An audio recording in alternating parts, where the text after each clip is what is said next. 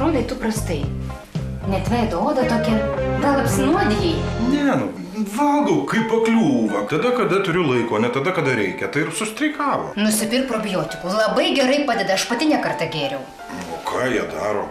Subalansuoja virškinimo sistemos veiklą. Mūsų žarnyne yra per 400 rūšių skirtingas funkcijas atliekančių bakterijų, vadinamų žarnyno mikroflora.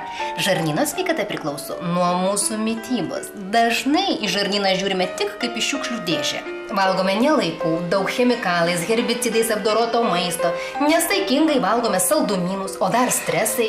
Vartojame vis stipresnius antibiotikus, kurie naikina ne tik ligos sukėlėjus, bet ir žarnyno gerą mikroflorą. Oi, visi žinom, kad taip gyventi negerai, bet ką daryt?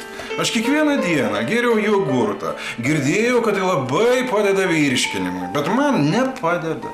Todėl, kad tau paprasto jogurto nepakanka, tau reikia rimtesnės pagalbos, tau reikia probiotiko, jogurt kapsulių, medicininės paskirties produkto, žarnyno mikrofloros gyvybingumui palaikyti. Valgomame jogurte esančios bakterijos padeda skaidyti maisto medžiagas, stimuliuoja imuninę sistemą, slopina blogų bakterijų dauginimąsi, tačiau to tikrai nepakanka sutrikusiai žarnyno mikroflorai atkurti ir palaikyti.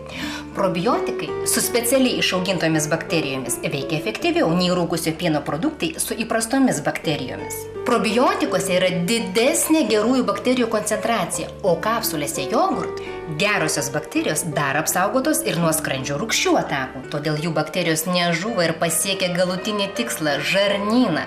Probiotiko jogurt kapsulės tinka ir laktozės netoleruojantiems žmonėms.